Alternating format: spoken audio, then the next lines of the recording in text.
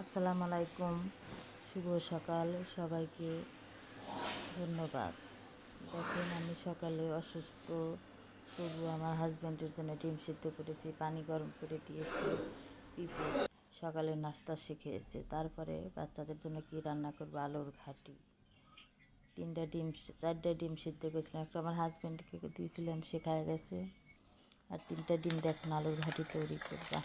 উত্তরবঙ্গের আলুর ঘাটি সেই মজা। আর একটা ডিম হলো ভেজে রান্না করবো। আমার মেয়ে সিদ্ধ ডিম পছন্দ করে না, সেই জন্যে আমি এখন ডিমটা ভেজে উঠাই নিলাম।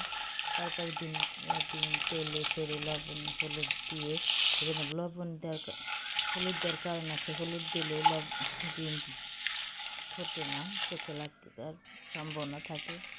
ডিমটা ভেজে আমি হাত দিয়ে আলু চটকে নিচ্ছি। যখন ডিমটা এক পাশে কী সুন্দর গোল্ডেন কালার হয়ে আসছে, এইভাবে ডিম ভাজি করলে খেতেও ভালো লাগে, দেখতেও ভালো লাগে। আমরা উত্তরবঙ্গের মানুষ, সেই জন্য আলুর ঘাটি, মাছের মাথা দিয়ে আলুর ঘাটি, মাংসের ঘাটি, এগুলো যে কী যে মজা, সেই সুস্বাদ।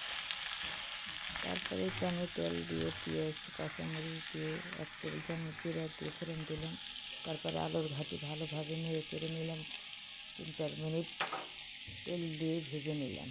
তারপরে হলুদ গুঁড়ো মরিচ গুঁড়ো দিয়ে দিলাম, পরিমাণ মতো সব দিয়ে দিলাম, লবণ পরিমাণ মতো দিয়ে দিলাম।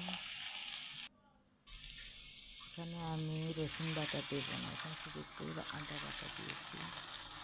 পর্যাপ্ত পরিমাণ পানি দিয়ে এখন আলুর ঘাটির জন্য তৈরি। এই দেখেন আলুর ঘাটি, মশলা সব দেওয়া হয়েছে। এখন ডিম 3টা ছেড়ে দিলাম। এখন ভাজি ডিমটা কেটে নিয়েছি, ওটা ছেড়ে দেব।